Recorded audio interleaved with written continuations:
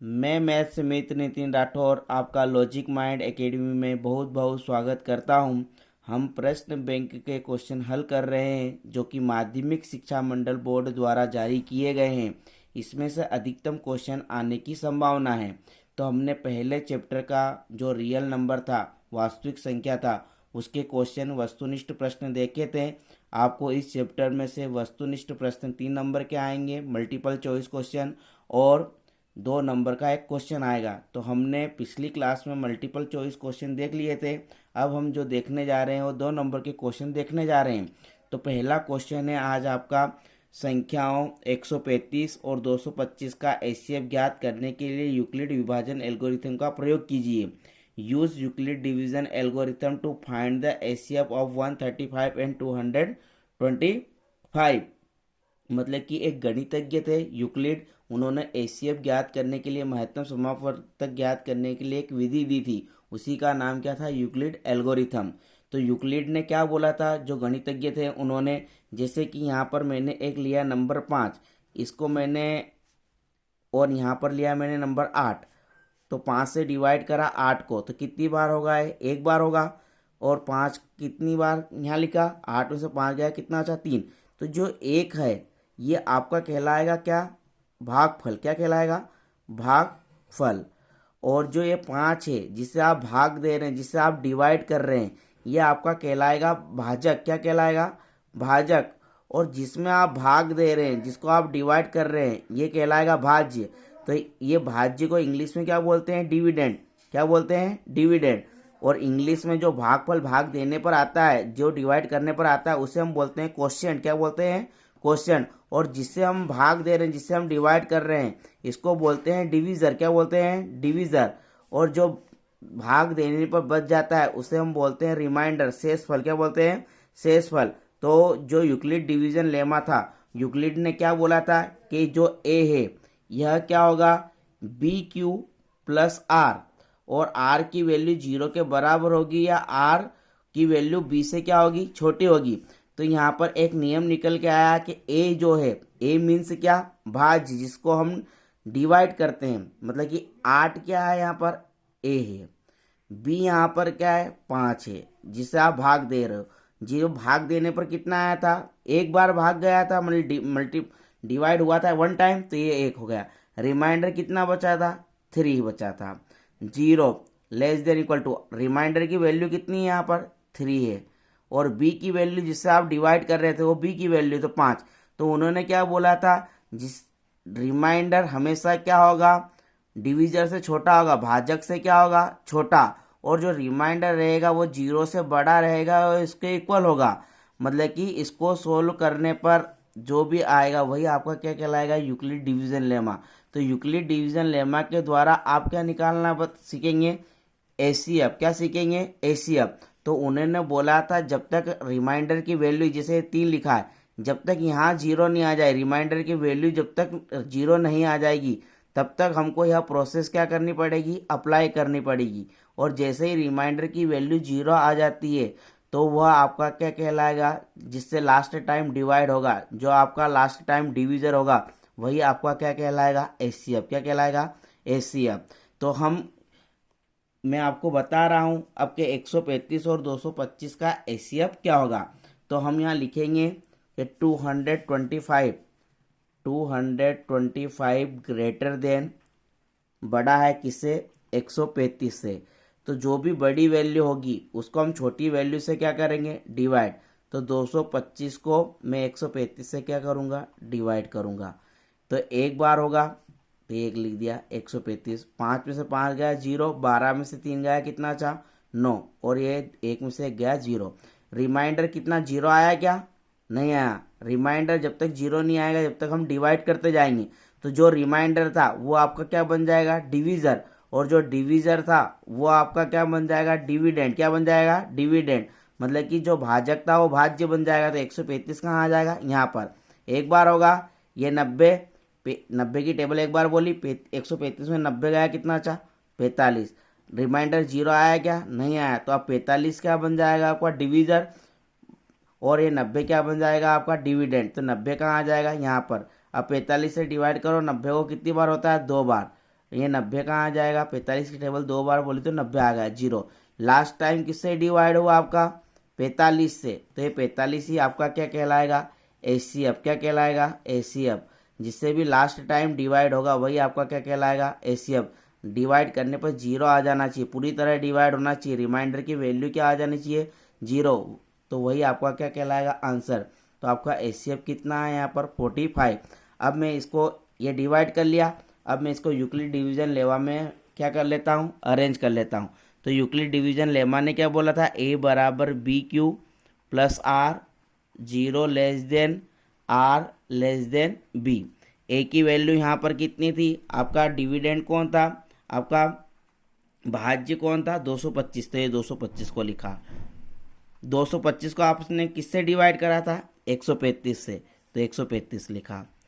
फिर 135 से आपने कितनी बार डिवाइड करा था, एक बार, तो एक यहाँ लिखा क्योंकि वैल्यू 1 हो गई। रिमाइंडर कितना बचा था आपका, 90, तो ये लिख दिया 90। 0 लेस देन आर की वैल्यू कितनी है, 90। आपका भाजक कौन है जिसे आप भाग लगा रहे थे, 135। 135 से 90 छोटा है, रिमाइंडर की वैल्यू 0 के इक्वल है क्या, रिमाइंडर की वैल्यू 0 से बराबर नहीं है, तो फिर से हम क्या लिखेंगे, again apply Euclid division lemma, पुनः यूक्लिड डिवीजन लेमा प्रमेय लगाने पर। तो अब जो आपका 135 था ये कहाँ आ जाएगा, इक्वल टू के इधर, मतलब कि आपका ये बन जाएगा डिविडेंड, भाजक क्या बन जाएगा, भाज्य। अब 135 से आपने 135 को डिवाइड करा आपने किससे, 90 से, तो 90 कहाँ आ जाएगा, यहाँ पर। कितनी बार करा आपने, एक बार, तो एक कहाँ आ जाएगा, यहाँ पर। और रिमाइंडर की वैल्यू कितनी है, 45, तो आपने लिख दिया 45। फिर 0 less than equal to R की वैल्यू कितनी आई, 45। किससे डिवाइड करा था आपने, 90 से। किससे करा था, 90 से। क्या आर की वैल्यू यहाँ पर रिमाइंडर की वैल्यू 0 के इक्वल हुई, नहीं है, तो R not equal to 0, R का मान 0 के बराबर नहीं है। तब फिर से हम क्या लगाएंगे, यूक्लिड प्रमेय लगाएंगे, यूक्लिड एल्गोरिथम लगाएंगे। तो हम फिर यहाँ फिर से लिखेंगे again apply Euclid division lemma, पुनः यूक्लिड प्रमेय लगाने पर। तो जो अब 100 अभी कौन था यहाँ पर, 225 था, तो 135 इधर आ गया था, अब कौन आएगा यहाँ पर, 90, तो यहाँ 90 लिखा, इक्वल टू 90 को किससे डिवाइड करा था, 45 से, तो ये लिख दिया 45। 45 की टेबल कितनी बार बोली थी, 2 बार। कितनी बार बोली थी, 2 बार, तो ये 2 यहाँ लिख दिया। अब रिमाइंडर कितना आ गया था, 45 से पूरी तरह डिवाइड हुआ था 2 टाइम, रिमाइंडर की वैल्यू क्या आ गई थी, 0। तो अब यहाँ पर लास्ट में 0 आ गया, मतलब कि जिससे भी आपका लास्ट बार डिवाइड हुआ था वही आपका क्या कहलाएगा, एचसीएफ। तो 45 आपका क्या कहलाएगा, एचसीएफ। ये आ गया 45। आया समझ में। इस प्रकार हम यूक्लिड के द्वारा क्या निकाल सकते हैं, एचसीएफ निकाल सकते हैं। इस क्वेश्चन का आप स्क्रीनशॉट ले सकते हैं, ये इस प्रकार हल होगा। ठीक है, समझ में आया। इस प्रकार हम एचसीएफ निकाल सकते हैं। अब जो मैं प्रश्न बैंक का अगला क्वेश्चन ले रहा हूँ, क्वेश्चन नंबर 2 है, वह भी इसी पैटर्न पर आधारित है। तो सेकंड क्वेश्चन है, आपको दिख रहा होगा स्क्रीन पर, पेज पर। दो संख्याओं 867 और 255 का एचसीएफ ज्ञात करने के लिए यूक्लिड विभाजन एल्गोरिथम का प्रयोग कीजिए। Use Euclid division algorithm to find the HCF of 867 and 255। अभी जैसे कि हमने करा था इसी प्रकार अब भी क्या करना है, हमको एचसीएफ निकालना है। तो यहाँ पर हम देखते हैं कि 867 ग्रेटर देन है, यहाँ लिखेंगे हम हल 867 बड़ा है किससे, 255 से। तो अब जो 255 है 255 पे छोटा है, तो इसको पहले डिवाइड करके देख लेते हैं अपन। 245 किसको डिवाइड करेगा, 867 को। 255 की टेबल कब तक बोलें कि हम 867 के नियरेस्ट पहुंच जाएं, तो करीबन हम 2 बार बोलेंगे या 3 बार बोलेंगे। तो ये हमको कैसे पता चलेगा कि 2 बार बोले कि 3 बार बोलें, तो इसके लिए हम क्या करेंगे, इसको नियरेस्ट देख लेंगे। 25 की टेबल कब तक बोलें कि 86 के नियरेस्ट में पहुंच जाएं, 3 बार, क्योंकि 25 या 75 होता है, 25 3 जा 75, तो 3 बार लिख दो। ये जो भी 3 आया इसका मल्टीप्लाई कर लो, यहाँ पर 3 पंजे की 15, कैरी आया 1, 3 5 जा 15, कैरी आया 1 16, 3 8 जा 24, 3 2 जा 6 और 1 7, माइनस कर देंगे। 7 में से 5 गया कितना बचा आपका 2, 6 में से 6 गया 2, 8 में से 7 गया कितना 102। रिमाइंडर 0 आया है क्या? रिमाइंडर 0 नहीं आया, तो 102 किसको डिवाइड करेगा 255 को। कितनी बार करेगा? करीबन 2 बार करेगा, तो ये 204 लिख दिया। अब 204 जाएगा, 255 में से कितना बचेगा 51। अब ये 51 किसको, रिमाइंडर की वैल्यू 0 नहीं आई, तो 51 किसको डिवाइड करेगा 102 को। कितनी बार होगा? 2 बार हो जाएगा, 51 दूनी 102 होता है, 51 2 जा 102, ये 0 आ गया 0 आ गया। लास्ट टाइम किससे डिवाइड करने पर 0 आया? 51 से, तो आपका एचसीएफ क्या कहलाएगा? हाईएस्ट कॉमन फैक्टर क्या कहलाएगा आपका? महत्तम समापवर्तक 51 कहलाएगा। क्या कहलाएगा? 51।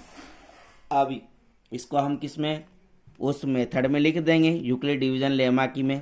तो क्या बोला था उसने? ए बराबर B Q plus R, 0 less than equal to R less than B. A क्या है यहाँ पर? आप जिसको डिवाइड कर रहे थे, किसको डिवाइड कर रहे थे 867 को, तो ए की वैल्यू कितनी हो जाएगी 867। बी कितना है यहाँ पर आपका 255, जिससे डिवाइड कर रहे थे। कितनी बार डिवाइड हुआ था? 3 बार, तो ये 3 आ जाएगा। रिमाइंडर कितना बचा था 102, तो ये 102।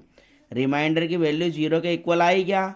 नहीं आई, तो फिर से हम क्या लिखेंगे पुनः यूक्लिड विभाजन प्रमेय लगाने पर, तो ये 255 अब कहाँ आ जाएगा? आगे आ जाएगा। ठीक, 255 को किससे डिवाइड करा था 102 से, तो 102 कितनी बार करा था 2 बार, तो गुणित में कितना आ जाएगा 2। रिमाइंडर कितना आया था 51, तो 51। क्या यहाँ पर आर की वैल्यू 0 के बराबर आ रही है? तो आर की वैल्यू 0 के बराबर नहीं आ रही है, तो फिर हम क्या लिखेंगे पुनः विभाजन प्रमेय लगाने पर। तो अब ये 102 है, ये कहाँ आ जाएगा? आगे की ओर आ जाएगा। किससे डिवाइड करा था आपने 51 से। कितनी बार हुआ था? 2 बार। रिमाइंडर की वैल्यू कितनी आ गई 0 आ गई। कितनी आ गई 0। जैसे ही रिमाइंडर की वैल्यू 0 आती है, तो जिससे आपका लास्ट टाइम डिवाइड हुआ था, जो आपका डिविजर था, वही आपका क्या कहलाएगा एचसीएफ। तो एचसीएफ कितना आ जाएगा 51। आया समझ में? इस प्रकार हमें जब भी कोई सा क्वेश्चन का एचसीएफ निकालना रहता है, तो हम क्या करते हैं बड़ी वैल्यू को छोटी वैल्यू से डिवाइड करते हैं, और यह प्रोसेस तब तक डिवाइड करते जाते हैं जब तक कि वो रिमाइंडर क्या नहीं आ जाए 0। जैसे ही 0 आएगा, जिससे भी लास्ट टाइम डिवाइड करने पे 0 आएगा, वही आपका क्या कहलाएगा एचसीएफ। केवल यहाँ पर एक बात ये ध्यान रखनी है कि जो आपका डिविजर था वो अगली बार क्या बन जाएगा डिविडेंड, और जो आपका रिमाइंडर था वो आपका क्या बन जाएगा डिविजर। जो आपका शेषफल था वह अगली बार आपका भाजक बन जाएगा, और जो भाजक था वो क्या बन जाएगा भाज्य। ये चक्कर चलता रहेगा, और लास्ट टाइम जिससे भी 0 आएगा डिवाइड करने पर, वही आपका क्या कहलाएगा आंसर कहलाएगा, एचसीएफ कहलाएगा। तो हमने प्रश्न नंबर 6 देख लिया है, प्रश्न नंबर 5वां देख लिया है। अब जो आपकी प्रश्न बैंक में क्वेश्चन नंबर 6 है वो हम देखने जा रहे हैं। कृपया आपको समझ में आ रहा हो तो कृपया चैनल को सब्सक्राइब जरूर करें, और इसे अपने दोस्तों को ज़रूर शेयर करें। और यदि आपको इसका और अधिक फ़ायदा लेना हो तो हमारे प्ले स्टोर से ऐप जरूर डाउनलोड करें लॉजिक माइंड। आपको डिस्क्रिप्शन में इसकी लिंक मिल जाएगी, और अधिक वीडियो आपको देखना है क्लास 10th के, तो उसकी प्ले लिस्ट की भी लिंक आपको डिस्क्रिप्शन में दिख जाएगी, तो उसे कृपया जाकर देख लें। तो आपका क्वेश्चन नंबर अगला है 7th। ये 7th क्वेश्चन यह है कि एक मिठाई विक्रेता के पास, दिख रहा है आपको, एक मिठाई विक्रेता के पास 420 काजू की बर्फियां और 130 बादाम की बर्फियां हैं। वह इनकी ऐसी ढेरियां बनाना चाहती है कि प्रत्येक ढेरी में बर्फियों की संख्या समान रहे, तथा ये ढेरियां बर्फी की परात में न्यूनतम स्थान घेरे। इस काम के लिए प्रत्येक ढेरी में कितनी बर्फियां रखी जा सकती है? मतलब कि उसने बताया है कि 420 काजू की बर्फियां हैं और 130 बादाम की बर्फियां हैं। तो ये जो 420 आपको काजू की बर्फियां दे रखी है, इनको 130 बादाम की बर्फियों में क्या रखना है? समान इक्वल पार्ट में रखना है। ठीक,